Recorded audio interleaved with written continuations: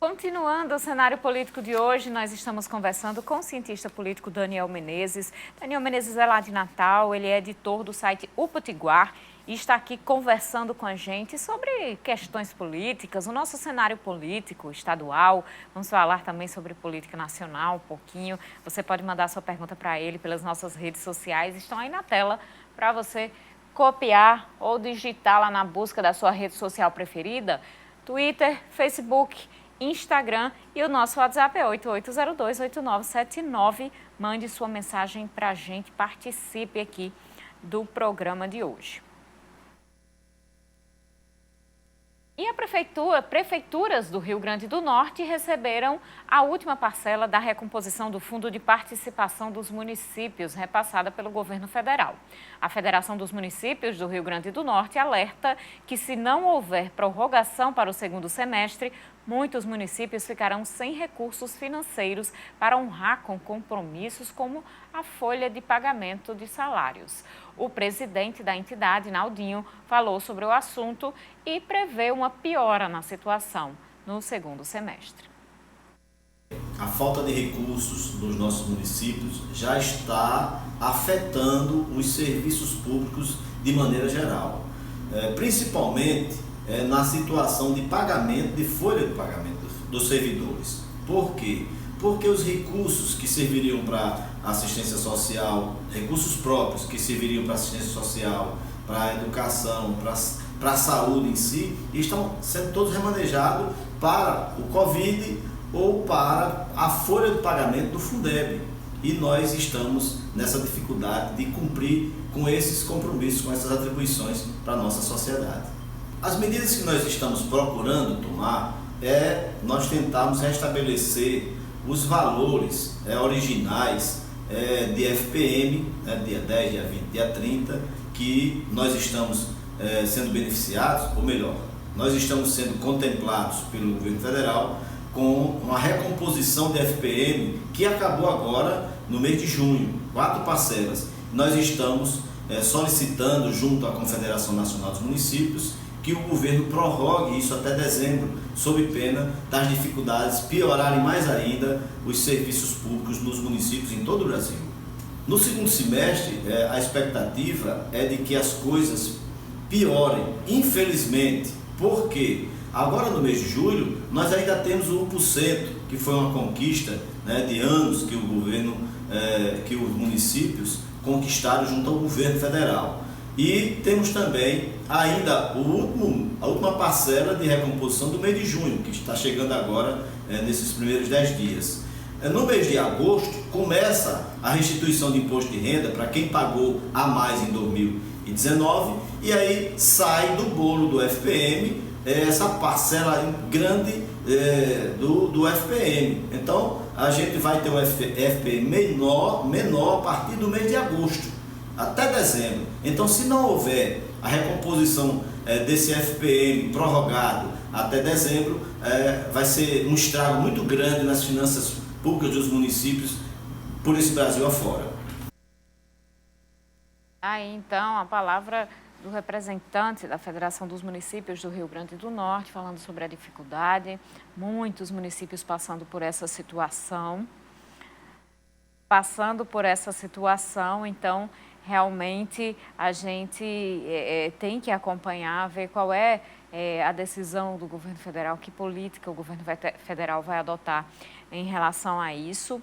E a gente já volta com Daniel Menezes, que está conversando com a gente hoje, diretamente lá de Natal, está aqui nesse período de pandemia, conversando virtualmente, o cenário político acontecendo nessa quarentena sempre de forma virtual. Daniel, ele é editor do site O Potiguar. Se você não conhece, então dê uma olhadinha. Daniel, em relação a essa pandemia, essa questão, essa crise financeira, todas as outras crises geradas pela pandemia, você acha que vai ter que reflexos nas eleições municipais desse ano? Me parece que, em face da situação que nós estamos atravessando, vai ser, primeiro, Bolsonaro não vai ser um agente de peso do ponto de vista eleitoral, né? Porque, ainda que ele tente se explicar, tente apresentar justificativas, ele é o grande responsável pelo que vem acontecendo hoje no Brasil, né? E acredito que as agendas de debate no âmbito eleitoral, elas passarão inevitavelmente pela pandemia, mas não pelo viés da forma como um ator político externo, no caso o presidente da República, venha a interferir ou não nesse processo de disputa. Isso não tende a acontecer, né?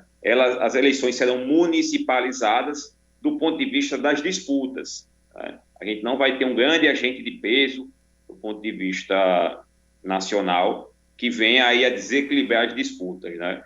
Porque, repito, o grande responsável por essa situação toda que a gente está passando, né, isso aí não sou apenas eu que digo, né? São os especialistas, os principais especialistas do mundo têm apontado o Brasil como um caso de um estudo de caso a ser levado em consideração sobre tudo que não deve ser feito no combate à pandemia, né? E isso deu um protagonismo muito grande aos prefeitos e governadores, né? E aqueles prefeitos que conseguiram passar pela pandemia com alguma normalidade, mostrando um certo protagonismo, esses terão maior capacidade, imagino, de renovarem os seus mandatos ou então de interferir diretamente no processo de sucessão eleitoral, caso eles não venham atentar ao processo de reeleição. Aqueles que não conseguiram enfrentar a pandemia, né, a contento, né, e muitas vezes não pela culpa deles, não por suas responsabilidades, porque no nosso sistema federativo, estados e municípios têm um papel secundário, né, sobretudo no âmbito da saúde, né? Mas mesmo aqueles que não conseguiram enfrentar por motivos mil, eles serão responsabilizados do ponto de vista eleitoral e terão maior dificuldade de atravessar aí esse momento de renovação do mandato ou de interferência no processo de fazer um possível sucessor. Campanha virtual. Você acha que os candidatos a prefeitos, os pré-candidatos, têm estrutura e têm um conhecimento, know-how necessário para fazer uma campanha eficiente virtualmente? Eu acredito que isso deve se desenvolver, né? Mas de forma concomitante com outras ações, né? Sem dúvida alguma, o WhatsApp ainda vai ter muita força, né? O Facebook é muito utilizado ainda entre as pessoas, mas a gente não pode perder de vista, por exemplo, a importância do rádio, né? Pelas pesquisas que a gente faz e pelas pesquisas que estão estabelecidas hoje no Brasil, sobretudo as gerações de 40 anos, vamos dizer assim, elas se informam sobretudo através do rádio, né? Então, eu acredito que o WhatsApp vai ser bastante utilizado, mas a gente ainda vai encontrar movimentações de rua, né? Porque a eleição ela tende a acontecer ali em setembro e outubro, e naquele momento a pandemia já se encontrará arrefecida, vamos dizer assim. Em relação a aqui o Rio Grande do Norte, isso a forma como a governadora Fátima está lidando com a pandemia pode prejudicar os planos dela de ampliação de prefeituras do PT, de ampliação de números de prefeitos nessa disputa em relação às eleições? O que a gente tem estabelecido hoje no Estado é um cenário que se aproxima um pouco daquilo que aconteceu em 2018. Né? Fátima Bezerra perdeu em Natal e me parece provável que ela não vai ter um grande poder de influência em Natal, né? Mas ela tende a influenciar mais fortemente os pleitos nas cidades médias e menores, que foi aonde ela efetivamente ganhou do seu oponente, que estava ligado ao bolsonarismo naquele momento, o ex-prefeito Carlos Eduardo Alves, né? Então, acredito que cidades menores e médias ela vai ter uma força maior. Natal, Mossoró e outras cidades não passarão tanto pelo crivo do governo do Estado, acredito. Daniel, em relação ao governo do Estado e o combate à Covid, eu tenho a sensação de que a governadora está tentando o tempo inteiro se equilibrar entre o combate, a questão sanitária e a questão da economia. E não tem conseguido encontrar esse equilíbrio. Ela termina sendo criticada pelas pessoas que defendem as duas visões.